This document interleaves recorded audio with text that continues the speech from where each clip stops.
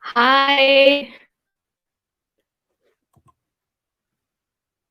Hi, everyone. So happy Sunday to everyone. And today we are here, Fangpath, with our awesome mentor, Diego. And I would like to introduce him and would like to tell you more about him. And more than very happy to have him with us today with Fangpath because he will be sharing his journey as as a product manager mentor, what exactly he's doing, how he's working in Microsoft and everything. And this session I'm very excited because obviously everyone in last 6 months has been kind of been like a lot of into product management side. They want to hear, so we have him on stage today with us. So whoever is there want to know about product management, want to learn about what exactly a product manager do in a fan company, how they get into a like in this role, what exactly they do, please go ahead, put your questions. He will be there to answer you. So let me introduce you with our awesome mentor, uh, Diego. He's originally from Mexico City, has a bachelor's in electronics engineering. He worked as a business intelligence consultant before joining Duke University to study his MBA. After his master's degree, he worked at Cisco as a product manager for 2 years, and now he's a PM at Microsoft working on AI and ML. And more recently, he also started his own YouTube channel. He has become a content creator for all the aspiring product managers. So please go and check out his YouTube channel, which is I personally follow. I have subscribed, and he's very awesome in that. He shares a lot of tips, tricks around product management. So if you want to kind of get more hands-on hold of product management, please go and subscribe. So over to you, Diego. Please go ahead and introduce yourself. Thank you so much, and thank you everyone who's watching. It's really a pleasure to be here with all of you. A little bit of a quick background about myself. Like you mentioned, I'm originally from Mexico. I worked in business intelligence for about 5 years. So this was a mix of working with data, but also working with customers.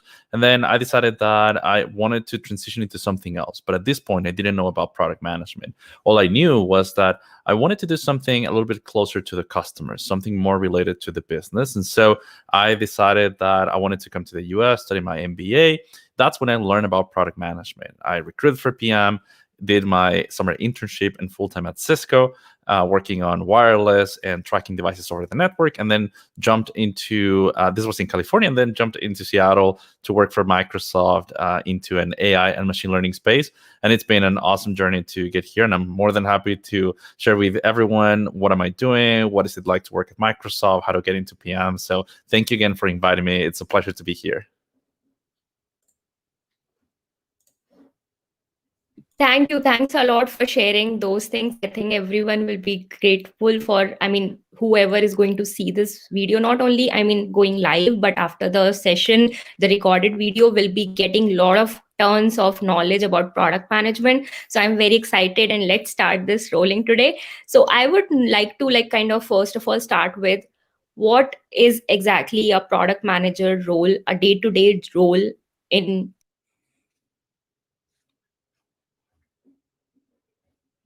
I think we're having a few technical difficulties. Um, let's wait a moment for Nikita. In the meantime, for anybody else watching, so I am guessing that the question that she was going to ask is the day-to-day of a product manager at Microsoft. And so let me, start sharing that with everyone who's watching.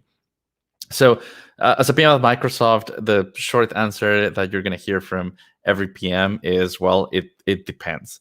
And so the life of a PM will depend on so many different things. Hey, Nikita, welcome back. I was just answering the question about what's the day-to-day of a PM at Microsoft. And then if you have another question, like we can backtrack to that, but just to share with everybody in the audience what it's like to be a PM at Microsoft.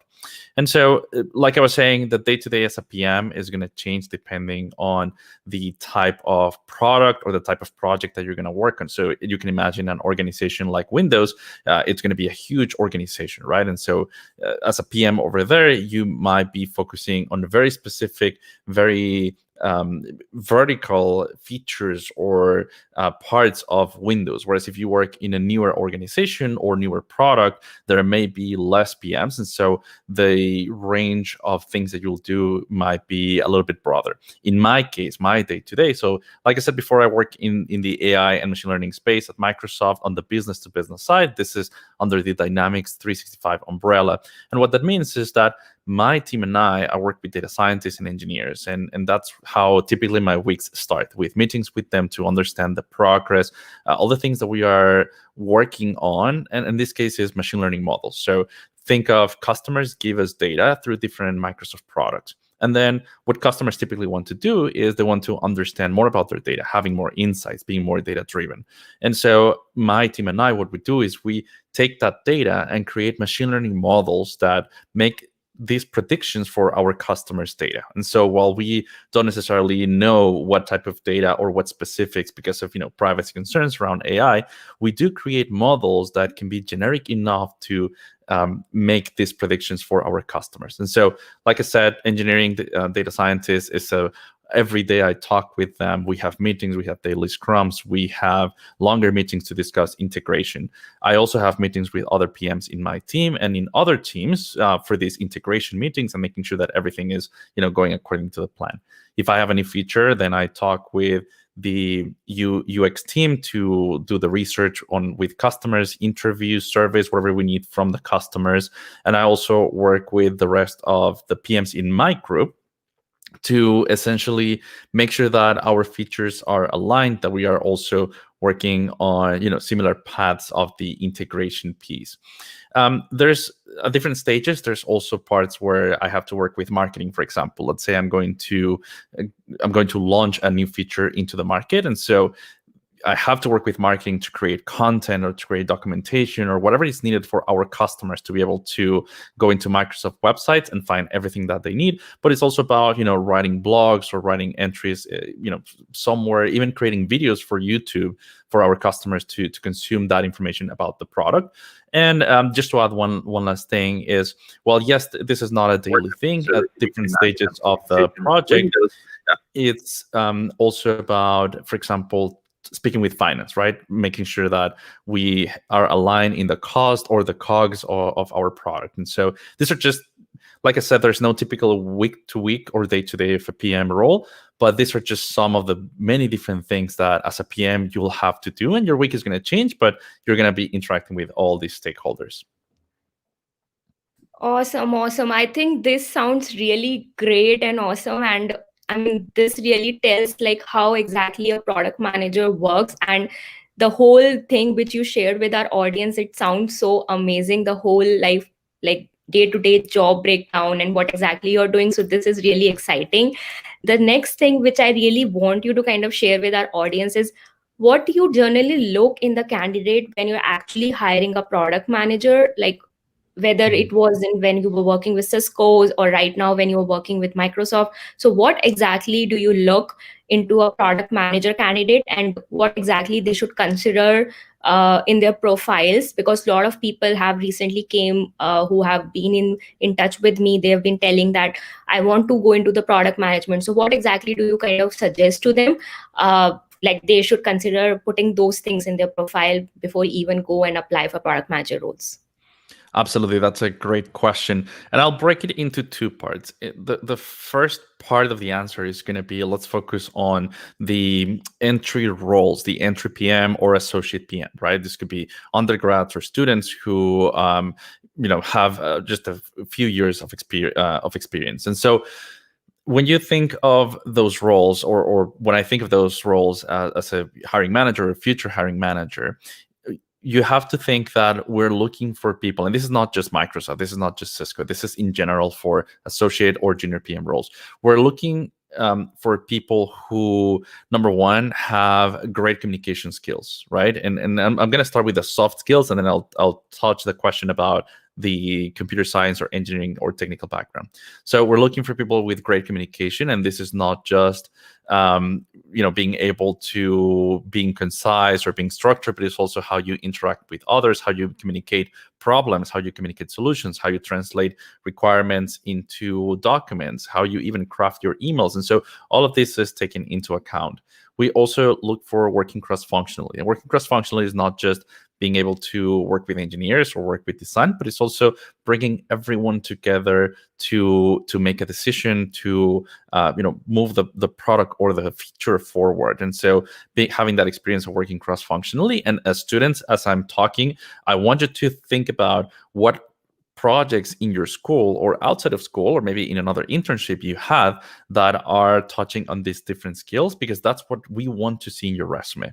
Another thing is about being data driven and leading without authority. And I combine those two because being data driven is not just about knowing SQL. Maybe you don't even know SQL, and it's not about that. It's about what data do you need to tell a story and how you tell the story, because leading without authority means that you're going to bring all these stakeholders together, and you're going to create a solution, and you're going to eventually release things into the market.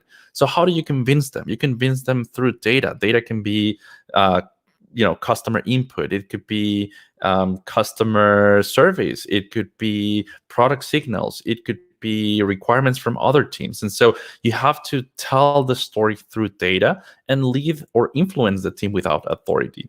So those are kind of the skills that your resume and when you talk to recruiters or hiring managers should shine.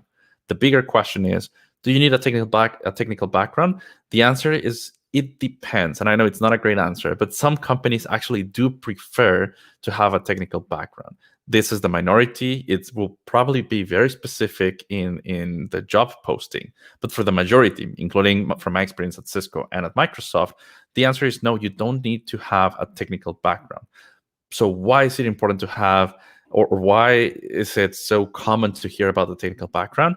Because you have to be comfortable with technology. And what that means is that you're not going to code things. You're not going to write the code yourself, but you have to be comfortable that if engineers are giving you acronyms, or if they are talking about solution A versus solution B, you have to understand what are they talking about at a level that you can go and do your research on your own, or you can simply go and talk with them later and just start going deep into the technology. And it's about being comfortable with technology, not about knowing how to code. So hopefully that sparked a little bit of different interests in, especially for the associate PM or the, let's say, entry PM level.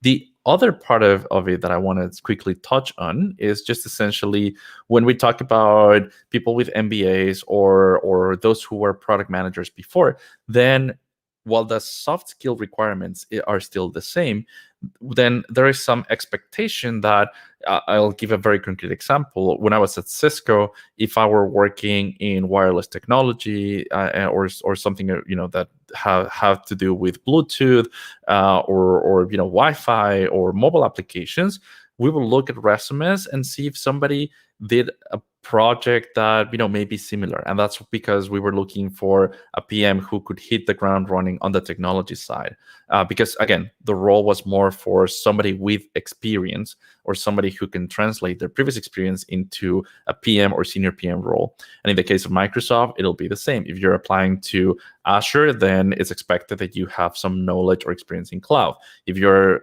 working on, or you want to work in Office, then it's about having that experience or knowledge in software as a service. And so again, soft skills, all of that is transferable. The technical skills or the knowledge, it's not the deal breaker for most companies, but definitely the more you can have on it. And again, it's not about coding, it's about being comfortable, the better. Got it. I think this sounds great, and definitely the audience who is going to watch it, definitely they will come to know that what exactly an hiring manager like you who is hiring for a product manager, what exactly they look in the profile of the people, candidates, and what they need to work on. So, I mean, I have a question which is more or less related to this thing is what exactly or how they should work on the resume, product manager resume, and because I have a question which is also on the same hand related in the chat, which is like, if you are from an engineering background or if you are from any other background, for example analytics or any other, and you want to move your profile from any XYZ domain to product management, so how do you suggest people or gives tips to the people who are our audience, what they should change in their profile, specifically resume, so that their profile should get aligned and get shortlisted for at least the interview calls in these FANG companies? So what are your points or suggestions to the audience? Yeah. So, uh, starting with the basics of the resume, focus much more on your accomplishments and the impact. That's the number one thing. That's the one thing that recruiters and hiring managers will start looking at. And then after that, they'll look at everything else in your resume, like skills or, side projects or even summaries that some people add into the resume. So focus a lot on the accomplishments and the impact of those accomplishments. Make sure that everything that you add is tailored towards the role that you're applying to. And so if you're applying to a PM role and you see the job description, and the job description talks about working cross-functionally, team working, communication, leading without authority, being data-driven, make sure that whatever you accomplish, whether it was a school project, a side project, in your previous job or 2 jobs ago, make sure that all of that is telling the same story as the role, because hiring managers are looking for those transferable skills. Now, that being said, there's a point where after you review your resume 20 times, stop. It's not going to get much more. You're not going to get the call simply because you change one word versus another. After you get into a point where you know it's tailored towards the role you want to apply to, then it's time to switch completely gears. It's a 180-degree change that you need to do and start thinking about projects. And so, like I said, maybe you're an engineer, you know how to code. What you need to do is find a project at work, at school, at home with your friends, and start thinking about that project from the perspective of, how would a PM solve this problem? Who are the customers? Talk to them, interview them, document everything. What's the business case here? What problem are we solving? How would you solve it? If you can code it, if you can make an app, if you can make a website, like, that's awesome. Go and do it, build it, get the feedback, launch it into social media, see what people think about, and start documenting everything the way a product manager would. And that's the key. It's not about coding the app. It's about the whole spectrum of what a product manager would do with that project. You don't know how to code, you're not an engineer, don't worry about it. It's not about coding. What you can do is you can document everything. You can make the proposal, you can put it online, make it a portfolio, and just say, hey, I want some feedback on this feature for an existing product or a new problem.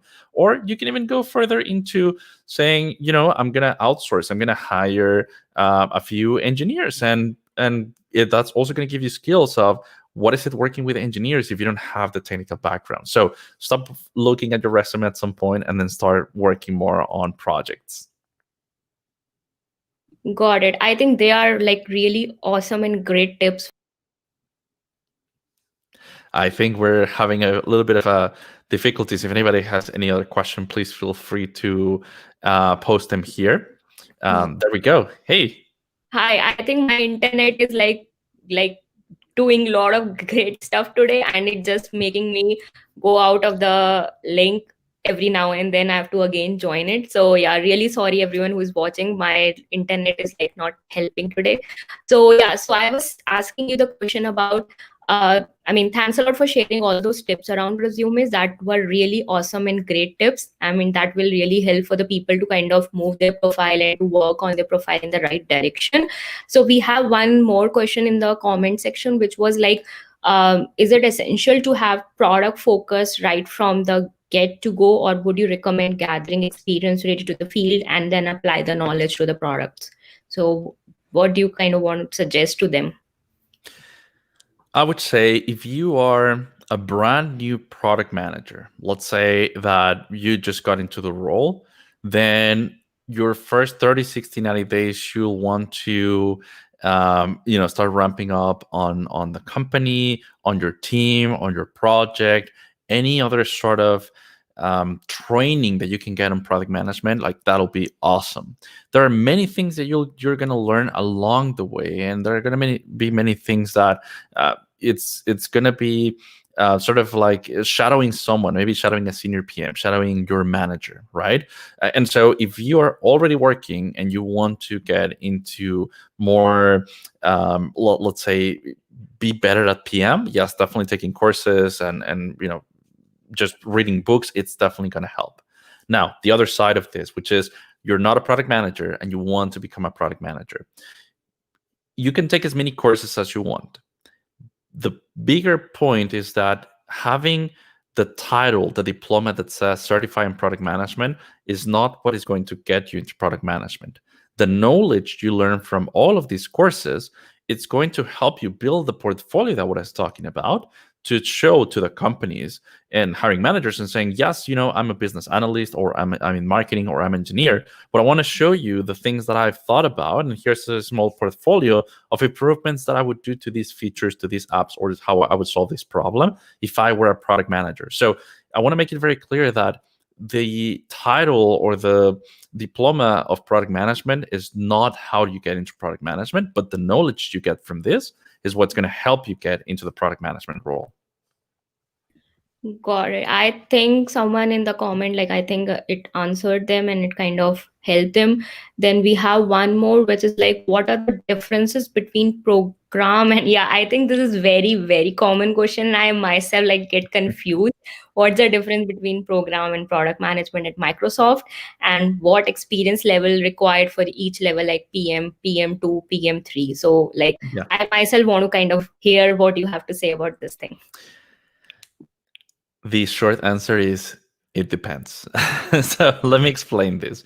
I was confused as well. And at certain parts of the organization, I'm also still confused.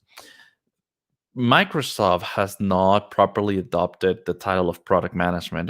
I don't know why. I don't have an answer to why we have not switched from program to product manager. What I can share is that in many of the newer organizations, such as Azure or Dynamics, and other parts of Microsoft, I'm sure as well, they're also changed the concept of program manager.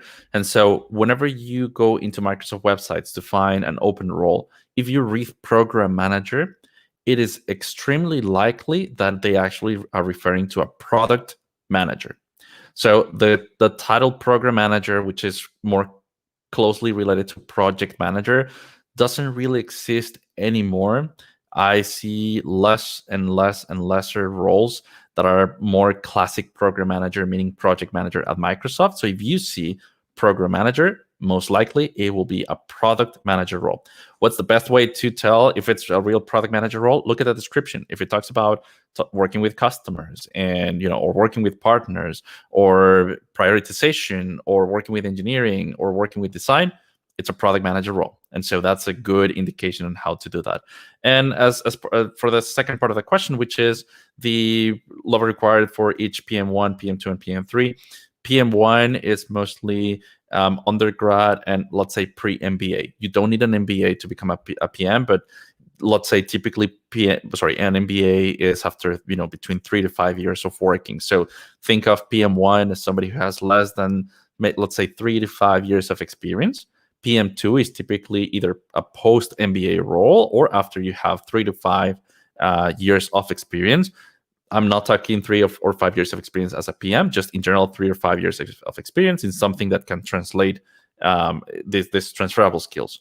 PM3, I believe it doesn't exist. I've never seen it. Typically after PM2 comes senior PM, and every company makes the transition between PM and senior PM in many different ways. At Microsoft, it requires, don't quote me on this because I really don't know, but let's say 6-7 years, something like that. So it's really more there's a big distinction between the PM roles and the senior PM roles at Microsoft. But hopefully that answers the question. But if you're an undergrad or MBA or close to 5 years of experience, PM1 undergrad, PM2 MBA, or after 3-5 years of experience. Got it. I think this sounds great, and this sounds kind of give like a better clarity on exactly.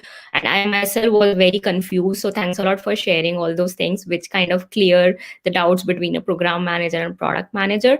So moving on to the next is, what's your take on the people doing a lot of certificates like CAM, CAPM, SCM, etc., do you think they make a candidate more attractive for the employers?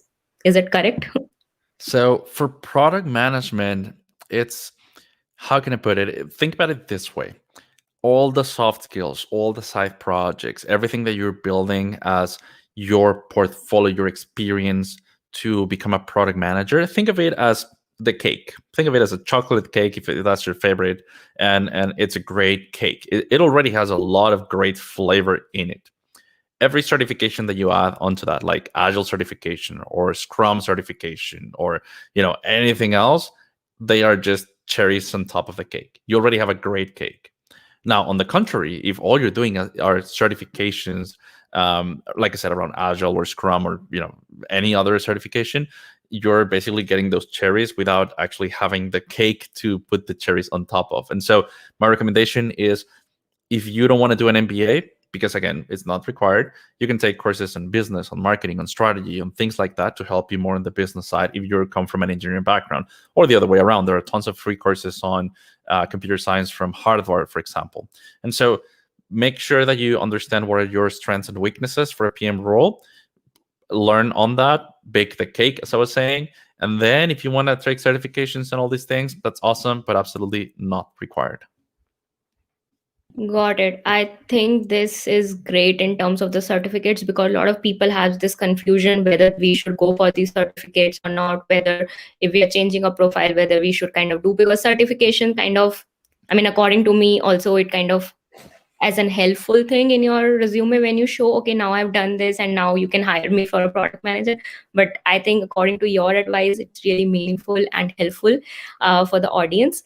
So I mean, moving on to the next comment. I mean, there's some many, like there's someone who's wanted to ask something, but I can't see. I see it here. The question is tech consulting, functional consulting, a good pathway to break into PM? What did you recommend for outside? Let me start with the first part of the question, then I'll answer the second part of the question. So the first question is tech consulting, functional consulting, a good pathway to break into PM?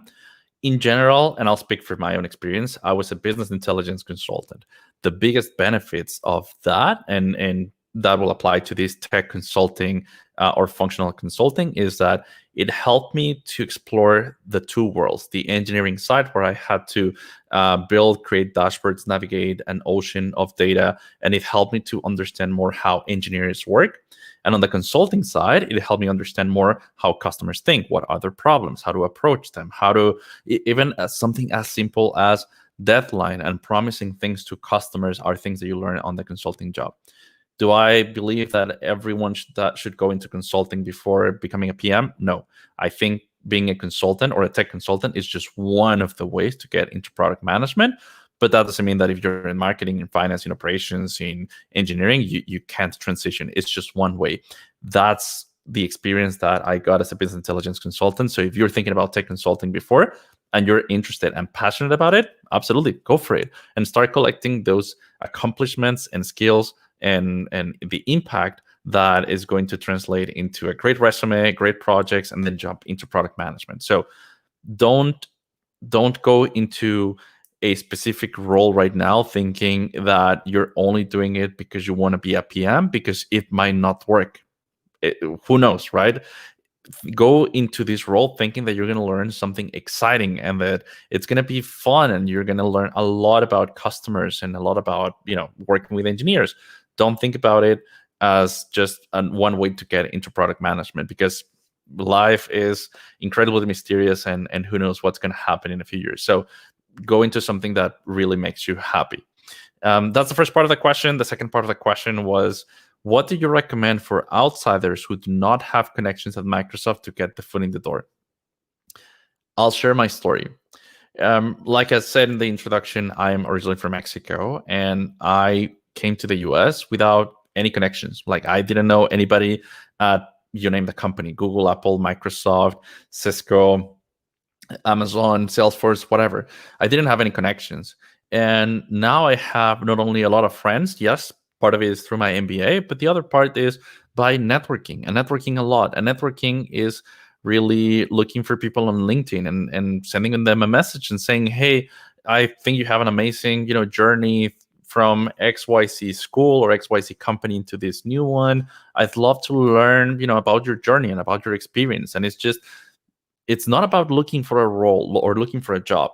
I have people who send me a message who say, "Hey, can you refer me to this position?" And they forget that I'm a person on the other side of that computer. And my immediate reaction is going to be, I don't even know who you are. Sometimes not even your LinkedIn photo shows up. I don't even know you're a real person. Why am I going to recommend you? On the contrary, for people who reach out to me and say, I want to learn about your experience, about your journey from Cisco to Microsoft, about your journey from Mexico into your MBA. I'm more than happy to share that experience because a lot of people also share that with me. And this is not only about paying it forward, but it's also I enjoy talking with people and helping them, right? And so if you don't have any connections in Microsoft or at any company you're interested in, do some network, network. And again, don't ask for that job in the first message. Ask for more about learning from their experience. That's my advice if you don't have any connections, like I did when I came to the US to study my MBA. I mean, thanks a lot. I think this is very powerful message for all the job seekers that networking is really, really important, even though you are not looking for a full-time role as of today, but going down the line, maybe next couple of years or something, if you have good people in your network, if you kind of bond with them, if you kind of interact with them, you have that relationship over LinkedIn or anything, it's going to help. And I agree to the point that I personally haven't got like great network people in my LinkedIn or everywhere. That really really helps in a lot of ways. So please follow, please go and connect with people, reach out to them, ask them stuff, like look for, like, this is not only for the job seekers but in general. I think networking really really helps. So thanks a lot for the Yeah. sharing that, and I agree completely to what you are saying for the networking part. Yeah, and if I can add one more thing is also don't forget that you by being on LinkedIn, you are also building a social presence and an online social media presence. And everything that you comment on, everything that you share, every like, every interaction that you have, don't forget that recruiters are gonna read that, or potential hiring managers or potential friends. And so yes, this is an advice is be careful, or rather just be conscious of the things that you share or the way you react or the comments that you add, because you never know who's gonna read whatever you're posting on LinkedIn. And then so that's kind of the just be cautious with that. But then on the other side is actually I encourage everyone to start building a social media presence on LinkedIn at least, because you never know. I've met so many interesting people just by posting advice on things that work for me. Like, hey, this is what I did on my first 30, 60, 90 days when I was a new product manager. And I received so many interactions on that. And I'm not talking about likes and view counts. I'm just talking about literally just saying, hey, let's chat, let's have a coffee chat. And I got to know so many interesting people. So if you have not posted something on LinkedIn, start and make sure that your profile looks nice and everything looks ready, so that you never know, a recruiter tomorrow might reach out to you and say, hey, you have a very interesting profile, love your content, let's chat. And so that's an extra comment that I do want to encourage everyone to build a social media presence. Yeah, I mean, I 100% agree to what you are saying, word by word, that LinkedIn is very, very powerful. Networking is very powerful, and you never know what works for you. So please go ahead and follow what Diego has shared with us. And they're really, really powerful suggestions for all the people out there. So thanks a lot, Diego, for your time, for your help, for your tips, and for sharing everything around product management. This video will be really helping the aspiring product managers, the people who are already into the product management, who are looking to move into the FANG companies or Microsoft, who are going to apply.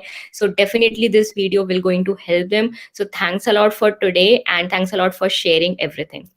Absolutely. It was my pleasure. Thank you everyone for joining us today. And thank you so much for the invitation. I had a lot of fun. Thank you. Thanks a lot. Thanks a lot, everyone, for attending it. Take care. Thank you. Bye.